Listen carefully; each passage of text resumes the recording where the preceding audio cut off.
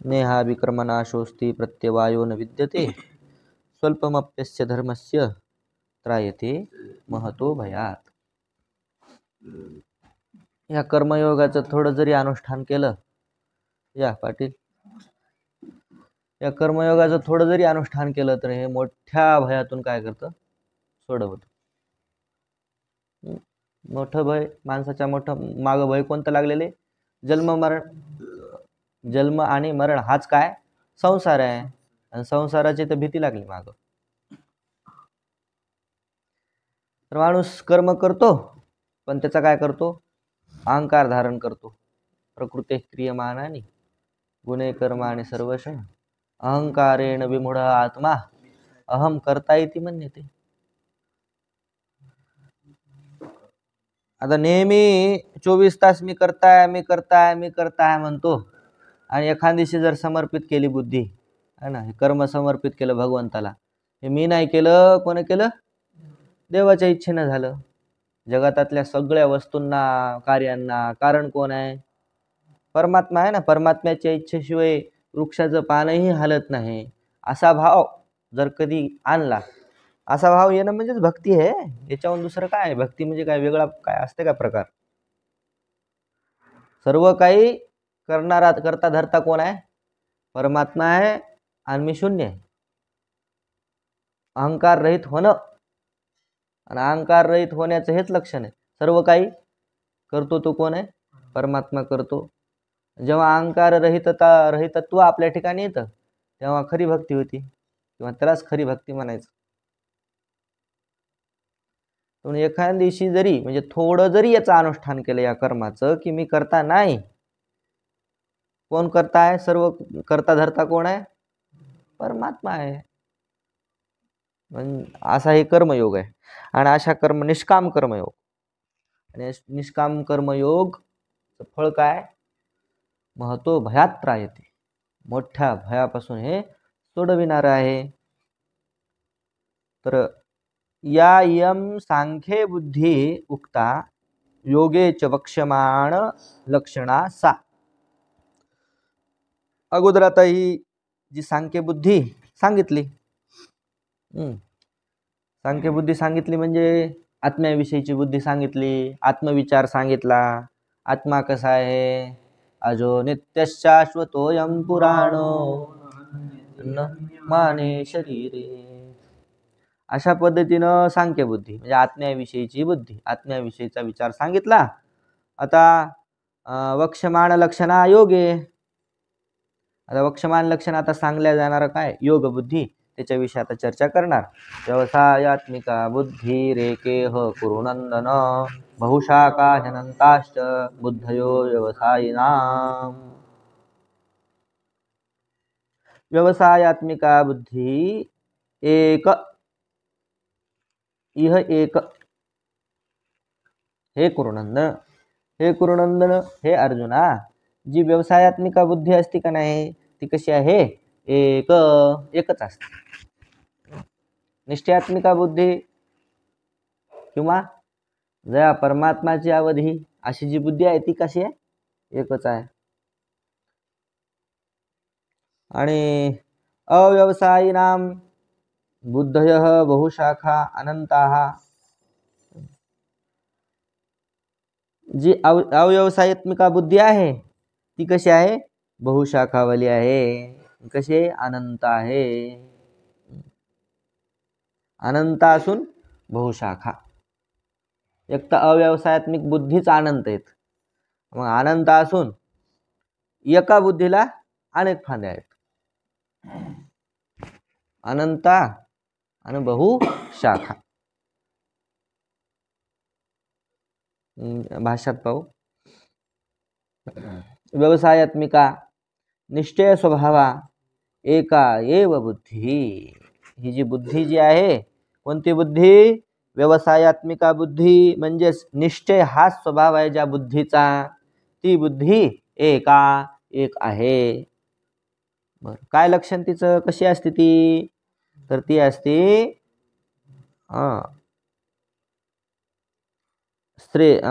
इतर विपरीत बुद्धी शाखा भेदस्य बाधिका. आणि सम्यक प्रमाण जनितत्वात इह श्रेय मार्गे हे कुरुनंदन. श्रेय मार्गे, श्रेय मार्गावर, हा जो श्रेय मार्ग आहे ना, कोणता श्रेय मार्ग? इतर विपरीत बुद्धी शाखा भेदस्य बाधिका. ही जी निश्चयात्मक बुद्धी आहे आणि निश्चयात्मक बुद्धीहून वेगळ्या ज्या विपरीत बुद्ध्या आहेत आणि या विपरीत बुद्ध्यांच्या ज्या शाखा आहेत, वेगवेगळे प्रकार आहेत, त्यांना बाध करणारी ही बुद्धी कशाद्वारे बाध करते? सम्यक प्रमाण जनितत्वात. सम्यक प्रमाण जनितत्व तिच्या ठिकाणी आहे. व्यवस्थित ज्ञान करून देणं, जसं आहे तसं ज्ञान करून देणं हा तिचा स्वभाव असल्यामुळं ही कशी आहे? श्रेय मार्गे, श्रेय मार्गाला नेणारी आहे, श्रेय मार्ग देणारी आहे.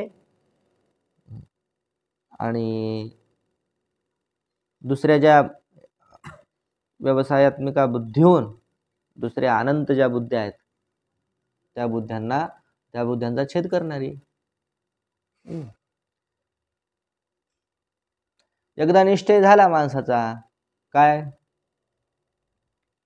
खऱ्या गोष्टीचा निश्चय झाला की खोट्या गोष्टीवर किती जरी काही जरी प्रकार दिसले तर ती काय होत असतं? निष्फल आहे, निष्फल प्रवृत्तीजनक आहे किंवा बाधित आहे असं लक्षात येतं. एकदा निश्चय झाला की काय दोरी आहे, मग पुन्हा भ्रम होत नाही. आणि भ्रमात्मक बुद्धी अनेक प्रकारची असते, अनेक प्रकारचे म्हणजे दोर. एक दृष्टांत सांगत होते ते, एक म्हणजे काय म्हणतात त्याला, भिकारी माणूस गेला एका दरवाजामध्ये आणि घरामध्ये गेला आणि मागायला लागला. त्या पोरगा खेळत होता, त्या पोराच्या हाती होते पैसे. त्या भिकारीला वाटले की बाबा माहिती असेल सगळं, भिकारीला वाटलं आता हे पैसे आपण घेऊ, या पोराला काय करते. ते घेतले त्याने पैसे आणि ते पोरग रडायला लागलं. रडायला लागलं, ते आईला सांगायला लागलं, आई आई आणि पैसे घेतले माझे. मग ती आई म्हणते ते पैसा खोटा आहे. घरातूनच म्हणते जाऊ दे मेलेले खोटे आहेत म्हणे ते. अशा पद्धतीनं निश्चय झाला, एकदा खऱ्याचा काय निश्चय झाला की खोट्याची काही किंमत राहत नाही. तसं व्यवसायात्मिका बुद्धी आहे ती अनेक असणाऱ्या बुद्धीचे जे तरंग आहेत त्या बुद्धीच्या तरंगांना बाध करणारी आहे, बाधिका आहे. सम्यक प्रमाण जनितत्वात, सम्यक प्रमाण जनितत्व तिच्या ठिकाणी असल्यामुळं प्रमाण जनितत्व, प्रमाविषयत्व, प्रमाद्वारे ज्ञान, यथार्थ ज्ञान जे असतं त्यालाच काय म्हणायचं? प्रमाज्ञान.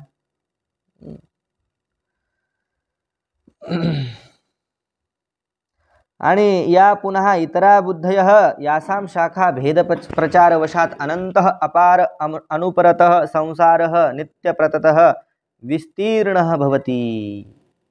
प्रमाणजनित विवेक बुद्धि निमित्तवशात च उपरतासु अनंत भेद बुद्धीषु संसारः अपि उपरमते. आणि जी दुसरी बुद्धी आहे ना, एक तर वरच्या बुद्धी, वरचं कोणती बुद्धी सांगितली? व्यवसायात्मिका बुद्धी. मग पुन्हा या इतरा बुद्धया आणि पुन्हा दुसऱ्या ज्या बुद्ध्या आहेत, व्यवसायात्मिका बुद्धी एक आहे आणि या हे बहुवचन आहे ना, ह्या अनेक बुद्ध्या आहेत म्हणून.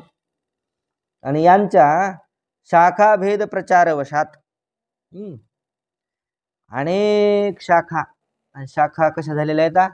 शाखांचा प्रचार झाला म्हणजे वाढलेल्या शाखा आहेत तिच्या. आणि त्या कशा आहेत? अनंत, अपार, अनुपरत.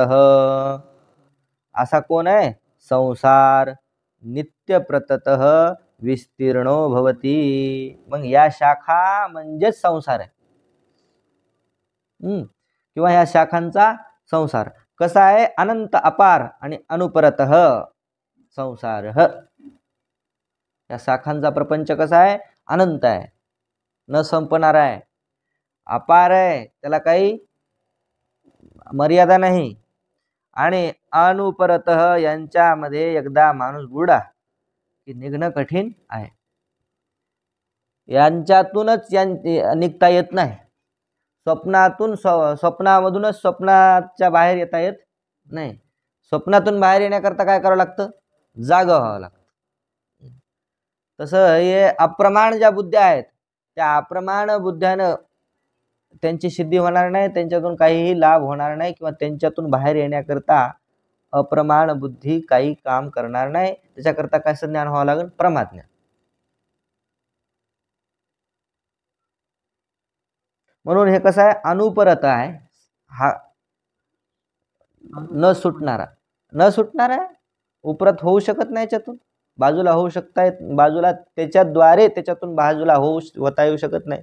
तेच तर दुष्ट सांगितलं ना, स्वप्नाद्वारे स्वप्नातून बाहेर येता येत नाही. भ्रमाद्वारे भ्रमातून बाहेर येता येत नाही. त्याला प्रमाज्ञान व्हावं लागेल. तर कसे आहेत? हे अनंत आहेत.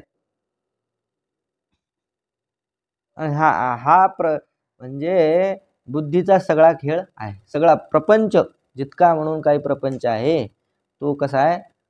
या अव्यवसायात्मिका बुद्धीचा खेळ आहे सर्व. माणसाची काय होती? जानाती, इच्छती आणि करोती. अगोदर माणूस समजतो, समजून इच्छा करतो, आणि इच्छा करून प्रवृत्त होतो. मग हे जगत आहे, या जगतामध्ये अनेक भोग विषय आहेत. त्या भोग विषयाकडे पाहतो आधी, पुन्हा त्या भोग विषयाची इच्छा करतो, आणि त्या भोग विषयामध्ये ते मिळवण्याकरता प्रवृत्त होतो. आणि जानाती, इच्छती आणि करोती हे ह्या लक्षणात्मक जी वृत्ती आहे तीच आहे तुमची अव्यवसायात्मिका बुद्धी. आणि अशा किती येतात माणसाला? काय काय असं वाटते? काही पण असाच वाटते, आणि त्याच्यातून वाटतं त्याच्यातून काय मिळेल? सुख मिळेल. पण निष्फल प्रवृत्ती होते, विसंवादी होऊन जातं सगळं. घेईपर्यंत, ती वस्तू मिळेपर्यंत माणसाची तळमळ असते, धडपड असते, खडखड असते. आणि ती वस्तू एकदा प्राप्त झाली की लक्षात येतं, अरे आपल्याला जे पाहिजे होतं ते तर याच्यात नाहीच. मग ही एक बुद्धी आहे का? अनेक बुद्धी आहे. ती बुद्धी प्राप्त झाली किंवा त्या बुद्धीचा इच्छित विषय प्राप्त झाला की लगेच त्याच्यातून दुसरी बुद्धी उत्पन्न होती, किंवा त्याच बुद्धीला फांदा फुटतो. आता काय? जागा तर झाली. आता एकदा काय जागा झाली म्हणजे जागाच व्हायला पाहिजे एवढीच होती पहिल्यांदा बुद्धी. काय हो की न हो, पत्र टाकून तिथं राहता येतात, पण काय पाहिजे? जागा पाहिजे. मग त्या जागा मिळाली, मग लगेच तिला फांदा फुटला. आता जागा जर हे बांधून काढलं तर काय बिघडायचं? बांधून काढलं म्हणजे एवढं छान बांधलंय बंगला व्यवस्थित, बंगल्यापुढे जर गाडी नसेल तर त्या बंगल्याला शोभा आहे का? म्हणजे पुन्हा त्याला एक फांदा फुटला नाही. म्हणून तर म्हणतात ना, काय? बहुशाखा. इथं बुद्ध्या अनंत आहेत. माणसाला जीवनात फक्त बंगलाच पाहिजे असं नाही. अनेक हे बंगला एक ध्येय आहे, त्याच्यानंतर दुसरं पत्नी ध्येय आहे, तिसरं लेकरं ध्येय आहेत, त्याच्यानंतर शेती आहे, वाडी आहे, दुनियादारी, सर्व अशा अनेक शाखा आहेत. पण त्या शाखांना पुन्हा म्हणजे अनेक बुद्ध्या आहेत, आणि त्या बुद्ध्यांना पुन्हा शाखा आहे, फांद्या वेगवेगळ्या. तितकंच असून चालत नाही, ते असं वाढतच राहते पुन्हा. बरं, हे वाढ याला काही समाप्ती आहे का? अपार आहे, समाप्ती नाही. चालूच राहणार आहे. चालूला कशा करता पाहिजे हेच माणूस विसरून जातो. एवढं सर्व करायचंय पण कशा करता, असं कधी विचारच करीत नाही. म्हणजे ही विचारशक्ती सुद्धा मोहून टाकणारी ही मोहिनी विद्या आहे.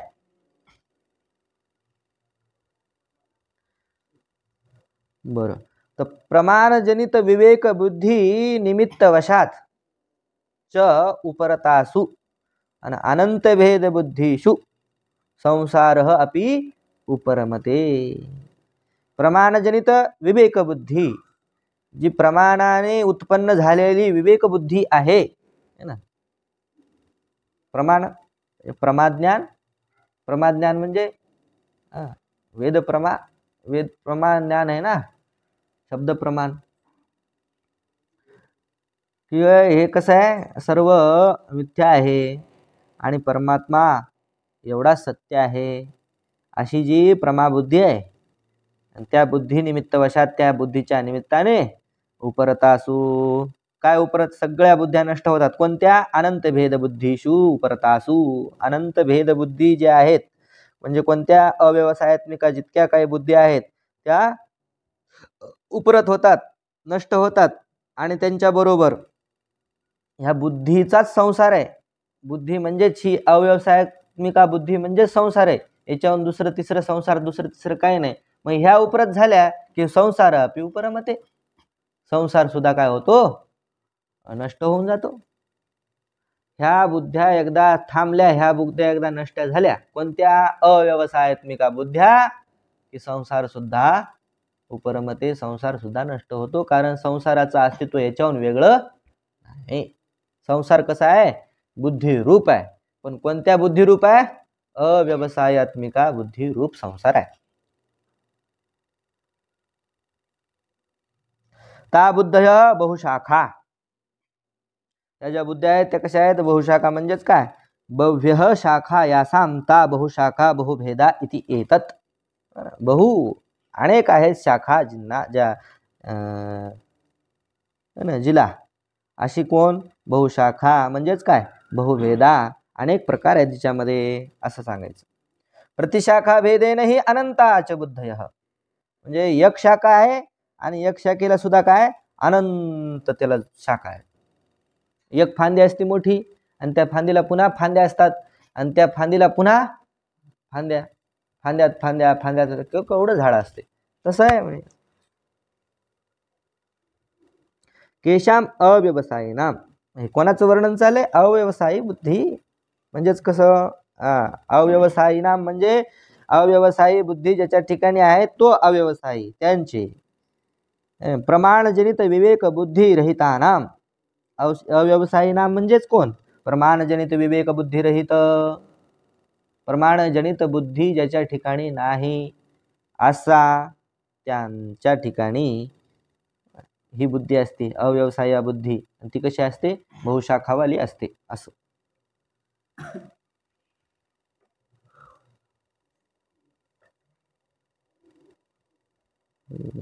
येषाम व्यवसायात्मिका बुद्धी नास्ति ते, ज्यांची व्यवसायात्मिका बुद्धी नाही त्यांचं आता वर्णन करतात. हे आलं लक्षात? व्यवसायात्मिका, अव्यवसायात्मिका. व्यवसायात्मिका बुद्धी रूपच हा संसार आहे. अनंत बुद्धीचे तरंग आणि त्या बुद्धीच्या तरंगाच्या पाठीमागेच माणूस धावतो. आणि धावणं म्हणजेच काय? संसार आहे. बरं, निस्ता एका जन्मात धावतो असा नाही, असा या जन्मात धावतोय, धावतच राहतो. मेला तरी पुन्हा जन्मतो, जन्मून पुन्हा धावतो, पुन्हा धावून पुन्हा जन्मतो, मरतो, जन्मतो, मरतो. त्याची धावणं सुटणं म्हणजेच काय? बुद्धीच्या मागं फिरणं. अव्यवसायात्मिका बुद्धी, अप्रमाण बुद्धी. व्यवसाय म्हणजे काय? व्यवसाय, निश्चय. व्यवसाय म्हणजे निश्चय स्वभाव. निश्चय स्वभाव दिल ना स्पष्ट. व्यवसायात्मिका निश्चय स्वभाव हा. नाही, ते व्यवसाय नाही याचा.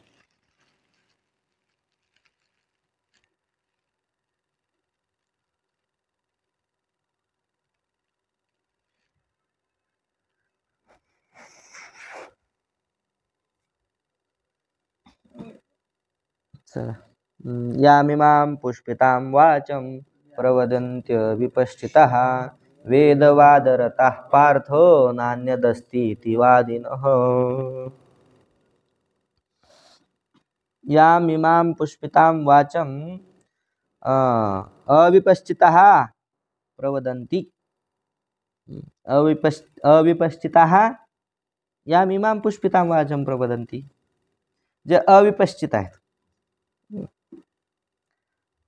अविपश्चित म्हणजे अज्ञानी. अज्ञानी लोक काय करतात? यामिमां पुष्पितां वाचं प्रवदन्ति, अशी पुष्पित म्हणजे सुशोभित वाणी बोलतात. आणि मग काय म्हणतात ते,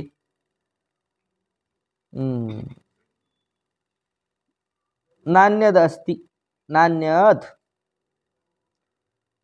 ते वादिनः, ते काय, ते वादी लोक काय करतात, वेदवादरतः नान्यद अस्ति इति. हे पार्थ वेदामध्ये काय याच्याहून वेगळं काही सांगितलं नाही असं बोलतात. कशाहून वेगळं ते पुढच्या श्लोकात सांगतील. थोडक्यात सांगायचं म्हणजे की भोग आणि ऐश्वर्याहून वेगळं काही नाही असंच वेद सांगतो, अशी गोड वाणी बोलतात. म्हण ती संसारी जन्मीचे, यज्ञाधिक कर्म कीजे, मग स्वर्ग सुख भोगिजे, मनोहर पुष्पित वाणी, ज्याच्यामध्ये काय सुंदरता, गोड वाटणारी. टाळ्या वाजतात लोक कडकड कडकड, एक वाक्य बोललं त्याचा अर्थ काहीच समजत नाही. त्याला म्हणायचं गोड बोलणं, अर्थ न समजता कानाला मधुर वाटलं की टाळ्या वाजतात. त्याला देव दिसला म्हणे, त्याला वारीला जाऊ लागला आणि रस्त्यामध्येच एक म्हातारी दिसली आणि ती बिमार होती. त्या बिमारीला तिला इकडे घेऊन गेला, वारी सोडून तिकडे दवाखान्यात घेऊन गेला आणि त्याला त्या म्हातारीत देव दिसला, वाजल्या टाळ्या कडकड.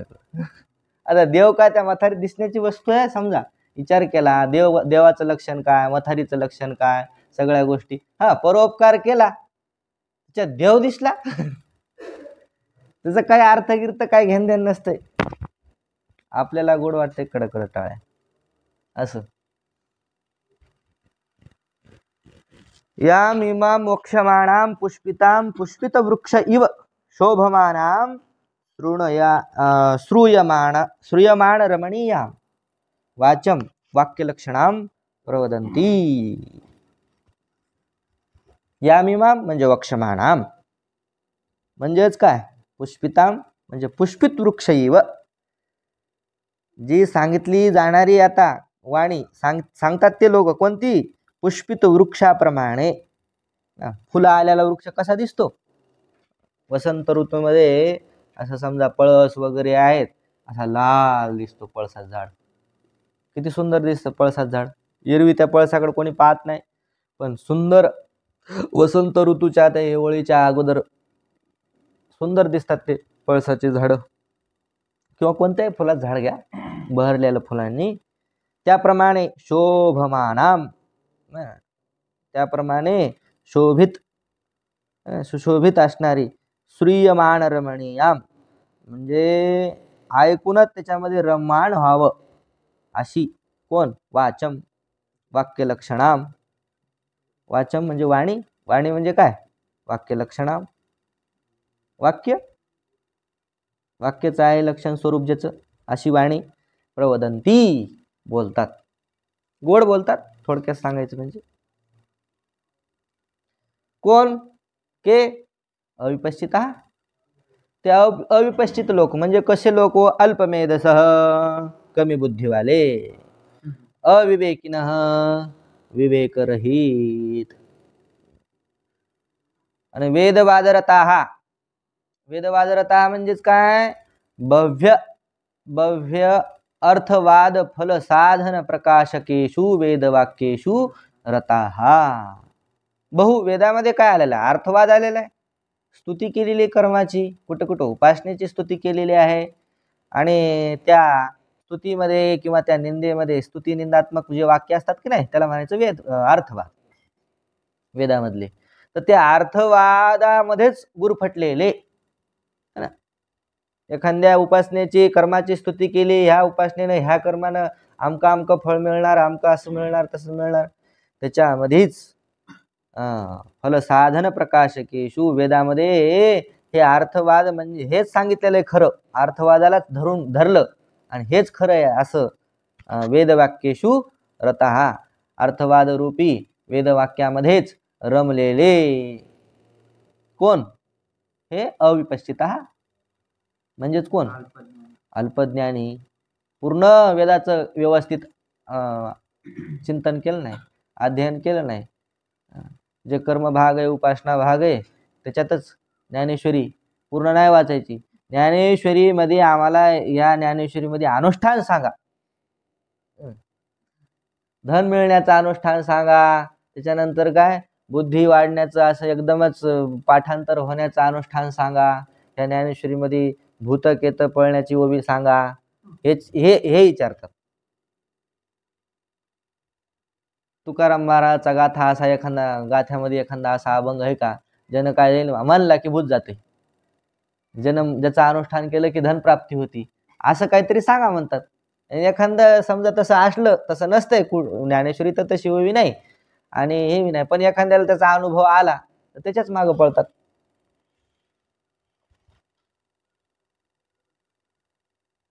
तर हे कसे आहेत, अविपश्चिता, अल्पबुद्धीवाले, पूर्ण चिंतन न करता अर्थवादामध्येच गुरफटलेले.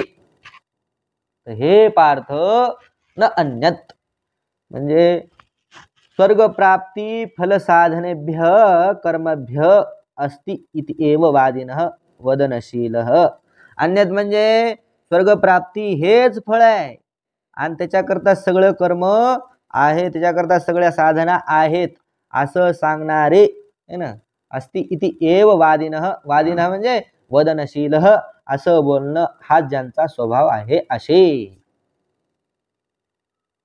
वेदामध्ये काय सांगितलं, फक्त स्वर्गप्राप्ती, कर्मफळ सांगितलं, कर्म करणे आणि कर्म करून करून मरणे, पुन्हा कर्म करीत बसणे.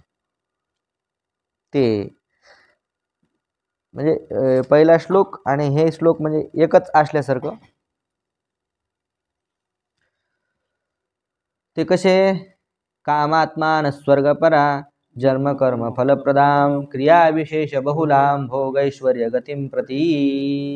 कामात्मान स्वर्गपरा जन्म कर्म फलप्रदाम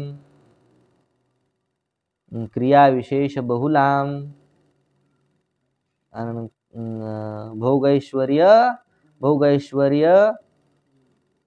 भोगैश्वर्य गतिम प्रती.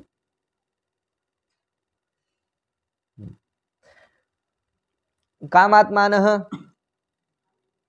म्हणजे कामी म्हणजेच ज्यांच्या अंतःकरणात अशा अनेक इच्छा आहेत, कामच हा त्यांचा आत्मा झाला. आता कामस्वरूप झालं, कामस्वरूप आहे ते. आणि पुन्हा स्वर्गपरा, स्वर्गच श्रेष्ठ आहे, स्वर्गाहून दुसरं काही साधन नाही, आणखी साधन काही नाही. वेदामध्ये जे सांगितलेलं आहे स्वर्गप्राप्तीच फक्त सांगितलेली आहे. आणि जन्म कर्म फलप्रदाम, कर्म करायचं, जन्म घ्यायचा आणि ते जन्म करून जन्मानं काय प्राप्त करायचं, फळ प्राप्त करायचं. कोणतं फळ प्राप्त करायचं, स्वर्गरूपी फळ प्राप्त करायचं. आणि क्रिया विशेष बहुलाम, त्या जितक्या बी क्रिया आहेत, विशेष क्रिया ज्या सांगितलेल्या आहेत, बहुल क्रिया विशेष बहुल,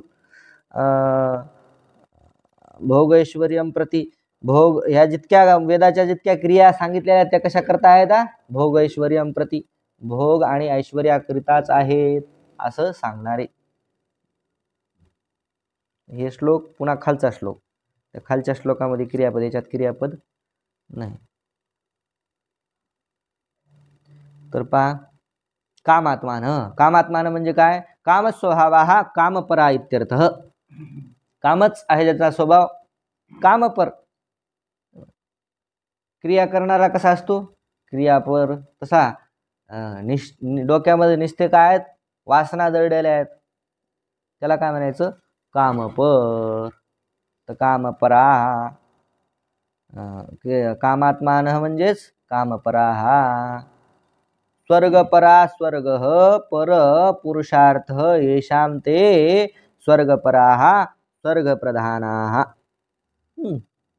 स्वर्गपरा म्हणजे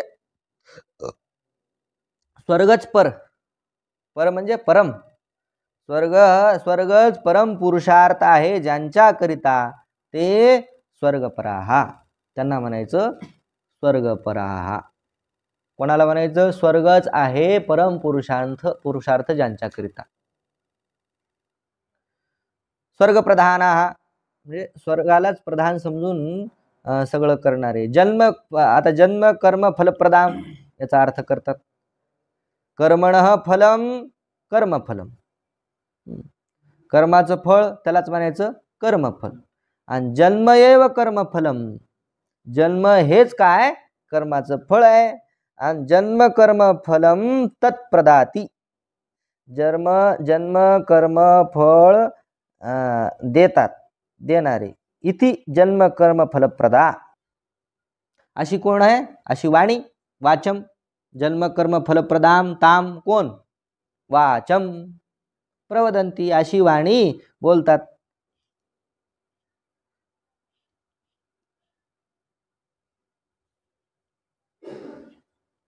तर कोण आहे जन्म कर्म फलप्रदाम?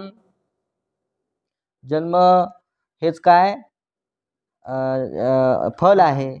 आणि जन्म फल सांगणारी जी वाणी आणि ती बोलणारे. इति अनुसज्जते. तिचा अनुसरण करणारे असा अर्थ जन्म कर्म फलप्रदान. आणि आता क्रिया विशेष बहुलाम त्याचं सांगतात. क्रियाणाम विशेषः क्रिया विशेषः ते बहुलाम यस्याम वाची ताम स्वर्ग पशुपुत्राद्यर्थः यया वाचा बाहुल्येन प्रकाशन्ते. क्रिया विशेष बहुलाम म्हणजे क्रियाणाम विशेषः क्रिया विशेषः. क्रियांचे जे विशेष क्रिया विशेष म्हणजे विशेष रूपाच्या क्रिया. ते बहुलाम यस्याम वाची ज्यांच्या वाणीला तेच बहुलतेनं म्हणजे जास्त करून तेच येतं. कोणती वाणी येते? स्वर्ग पशुपुत्राद्यर्थः. स्वर्गाला प्राप्त करून घ्या, पशु प्राप्त करून घ्या. पशुकामे यजेत स्वर्गकामो यजेत. पुन्हा पुत्रादी अर्थः पुत्र प्राप्ती करता कोणता यज्ञ असतो? पुत्रकामेष्टी यज्ञ इत्यादी. हेच त्याच्या मुखातून सदैव येतं. यया वाचाम बाहुल्येन प्रकाशन्ते. ज्यांच्या वाणीला बहुलतेनं जास्त करून ह्याच गोष्टी येतात. हे प्राप्त करून घ्या, ते प्राप्त करून घ्या, ते प्राप्त करून घ्या. कोणतं? जड वस्तू. चेतन असा परमात्मा देतात सोडून आणि जड वस्तूच्यात लागतात माग. आता पुत्र मिळून काय होणार आहे? पुत्र मिळून काय दिवे लागणार आहेत? स्वर्ग मिळून काय होणार आहे? पुन्हा शिने पुण्ये मर्त्य लोकम विशंती. आणि पशु काय? ढोरं वासरं काय होऊन मिळून दूध मिळून दुसरं काय मिळणार? पशुच पाहिजे. पशु काम याच्यात. पूर्वी कसं आहे, आता पशुचं काय महत्व राहिलेलं नाही.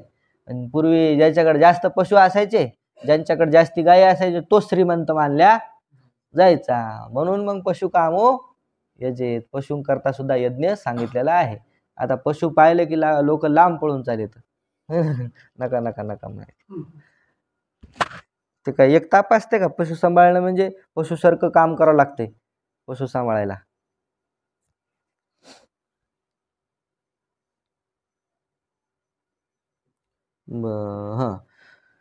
भोगैश्वर्य गतिम प्रति म्हणजे भोगच ऐश्वर्यम च भोगैश्वर्ये तयोः गती प्राप्ती. भोगैश्वर्य गती. भोग आणि ऐश्वर्य. भोग आणि ऐश्वर्याकडेच गती म्हणजेच काय? प्राप्ती. भोग ऐश्वर्य प्राप्ती करिताच ताम प्रति साधन भूता. भोग ऐश्वर्य प्राप्त करण्याकरिता जे साधनभूत ये क्रिया विशेषः ज्या क्रिया सांगितलेल्या आहेत विशेष क्रिया कशात? वेदात. तद बहुलाम ताम वाचाम प्रवदंतः. त्याच वाणी तेच बोलणं ज्यांच्या वाणीला नेहमी येत असतं असे कोण? मूढाहा असे मूर्ख. संसारे परिवर्तनते इति अभिप्राय. संसारामध्येच काय होतात? रममाण होतात. गोल गोल गोल गोल गोल गोल फिरतात. पुन्हा जन्मतात आणि पुन्हा मरतात. लक्षात नाही आलं नेमकं सुख कशामध्ये आहे ते. वाटतंय आता. वाटण्याला काय असतं? कशात काही वाटतंय माणसाला. वाटलं आम्हाला की याच्यातच सुख आहे. वाटण्याला काही अर्थ नाही. मग म्हणून ते काय म्हणलेलं, मुढा.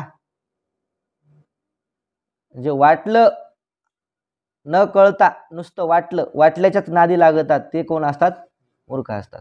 त्याची यथार्थता काय आहे, यथार्थता काय आहे हे न पाहता, खरं काय हे न पाहता नुसतं वाटण्याच्या नादी लागली. काका म्हणतात नंतर आणि वाटलं हे दोन शब्द माणसाचा घात.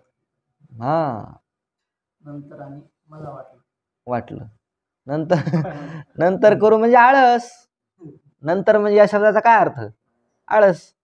नाही करू काय असते, आता काय करायला तू, नाही आता काय नाही करू. एक आळस आणि दुसरं भ्रम. वाटणं म्हणजे काय, भ्रम. जिथं जी गोष्ट नाही तिथे ती वाटणं. भ्रमानं तर सगळा हे काय, सगळा खेळ कशानं झाला, भ्रमानं झाला. भ्रमानं सत्यानाश झाला, भ्रमानं वाटल्यानं सगळा सत्यानाश झाला. मला वाटलं काय, तू त्याच्या खरं काय खोटं काय असा विवेक का केला नाही, नुसत्या वाटल्यावर कसं काय गेला. मला वाटलं तुम्ही असे म्हणतात म्हणून मी असं केलं विचारायला काय झालं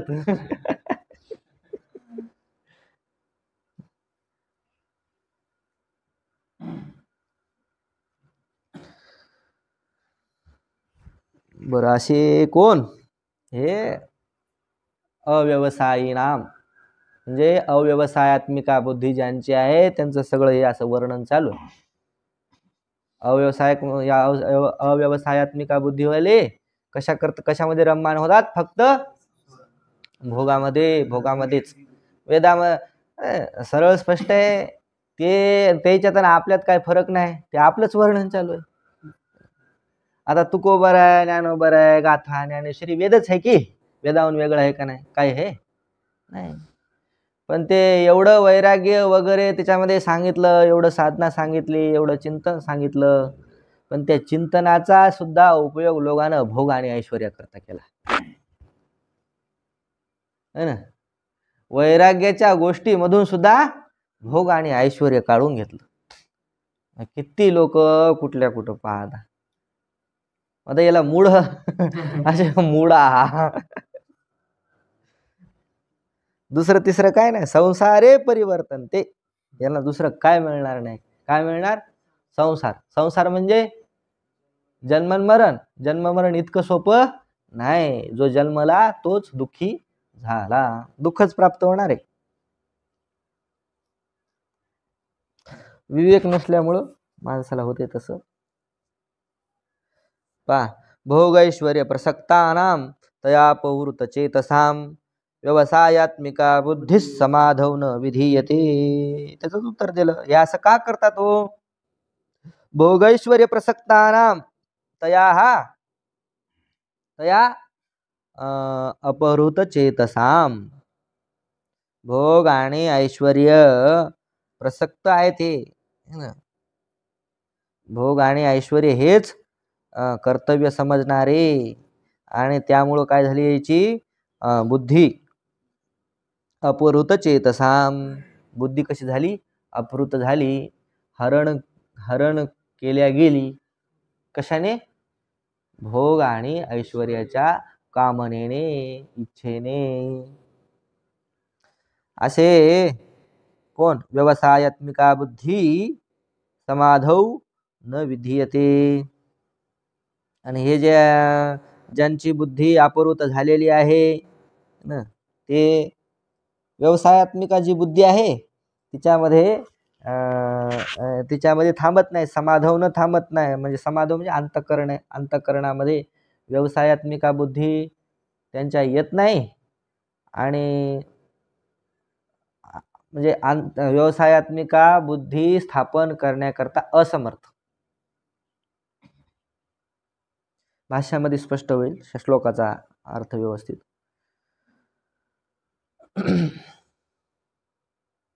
समाधवचे परमात्मा असं बी अर्थ केलं, परमात्म्यामध्ये बुद्धी त्याची स्थिर होत नाही. समाधी या शब्दाचा इथं भाष्यकार काय अर्थ करतात, अंतःकरण. हा, ते कसं करतात पाहू ना. तेषां च भोगैश्वर्य प्रसक्तानां भोगाः कर्तव्यम् ऐश्वर्यं च इति भोगैश्वर्योः आणि एव प्रणयवतां तादात्म्यभूतां तया क्रियाविशेषबहुलया वाचा अपहृतचेतसाम् आच्छादितविवेकप्रज्ञानां व्यवसायात्मिका सांख्ये योगे वा बुद्धो समाधो समाधीयते. चला पुढील सगळं एकाच वाक्यात सांगितलं. भोग ऐश्वर्य प्रसक्तानां भोग कर्तव्यम आणि ऐश्वर्यम च. भोग आणि ऐश्वर्य हेच काय कर्तव्य करण्याजोगं जगामध्ये दुसरं तिसरं काही नाही. भोग प्राप्त करणे आणि ऐश्वर्य प्राप्त करणे. कशा कीर्तनकार व्हायचंय, कशा करता व्हायचंय कीर्तनकार. अहो गाडी वगैरे पैसे गिसे लोक खूप देतात आणि व्यवस्थित फिरता येते, जग पाहता येते, नवीन नवीन लोकांचा संपर्क होतो आणि काय कमी आहे म्हणून कीर्तनकार व्हायचे. भोग आणि ऐश्वर्य हेच कर्तव्य. इति भोग ऐश्वर्योः एव प्रणयवताम म्हणजे भोग आणि ऐश्वर्याच्या ठिकाणीच काय ज्यांची प्रीती आहे, प्रेम, प्रणयवताम प्रीती असणारे तादात्म्य भूतानाम तेच काय भोग ऐश्वर्य हेच त्याच्याकडे मध्येच बुद्धी आत्मा स्थिर झालेला आहे त्याचा. दुसरं तिसरं काही पाहत नाही. फायदा काय, एवढं करू फायदा काय, एवढं. काही गोष्टी बिना फायद्याच्या असतात, नुसते आनंदाकरताही असतात. आणि आम्ही आता सांगितलं ना काय करता तिथं, काय नाही पाठ ऐकायचे, थोडंसं चिंतन करायचं, कोणी आलं तर सांगायचं. काय सांगतं आपलं व्याकरण इत्यादी असं. मग ऐकतात का लोक? हो. कोण ऐकतात? विद्यार्थी ऐकतात. मग किती रुपये देतात? अरे पैसे देतात की नाही असं लोक विचारतात. आता सगळ्या गोष्टी पैशासारखं करता असतात. बरं पैसे तरी कशा करतायत? पैसे पैसा करतायत का पैसे समाधाना करतायत? पैशातून काहीतरी भोग उपलब्ध करू आणि भोगातून काहीतरी समाधान प्राप्त करू. तर ते बिना पैशाचं आम्हाला समाधान मिळालं आहे, बिना पैशाचा आनंद मिळायला आहे, तर मग पैसे कशा करता? लोकांचा पहिला प्रश्न असतो त्याच्यातून मिळाले का? अरे काही न मिळणं ह्याच्याकरता तर सगळं चाललं इथं. आम्हाला काहीच पाहिजे नाही, काही नाही पाहिजे, याच्यातच काय आनंद आहे. काही न होणं हे होणं, त्याचंच नाव काय होणं? ब्रह्म होणं. काही न होणं, काही होणं म्हणजेच काहीतरी विशेष होणं. काहीतरी विशेष झालं की परिच्छिन्न होणं. परिच्छिन्न होणं म्हणजेच काय? दुःखरूप होणं, नष्ट होणं, नष्ट स्वभाववान होणं. म्हणून काही न होणं हे होणं म्हणजे ब्रह्म होणं. आनंदाश्रम स्वामीकडे विद्वान आले संन्यास घेण्यासाठी. मला संन्यास द्या. हा काय लागते म्हणजे संन्यास घेण्यासाठी ते मला सांगा. हो. म्हणजे काहीच लागत नाही. काय लागत असते संन्यास घेण्याकरता? काय लागते? सगळं सोडावं लागते. काही नाही असा भाव ठेवणं म्हणजेच काय होणं? संन्यास आहे. सम्यक प्रकारे न्यास, सम्यक प्रकारेण न्यासः संन्यासः त्यागः. चांगल्या प्रकारे सगळ्या गोष्टीचा त्याग करायचा, अंतःकरणातल्या वासनांचा त्याग करायचा, त्याचं नाव संन्यास आहे. पण यांचं प्रेम कसं आहे? नुसतं भोग आणि ऐश्वर्यावर आहे. मिळणार काय? बरं हे नाही मिळत तर प्रतिष्ठा मिळते का नाही? पैसे ज्याला पाहिजे नाही त्याला काय वाटतंय? लोकांना माना, आपल्याला नाव हो चार लोकांमध्ये. एक तर भोग नाही तर ऐश्वर्य. आपलं ऐश्वर्य असलं पाहिजे, जिकडे गेले तिकडे महाराज आले असं झालं पाहिजे. बोला पुंडलिक वरधारी ठल श्री ज्ञानदेव पंढरीनाथ भगवान की जय. माऊली ज्ञानेश्वर महाराज.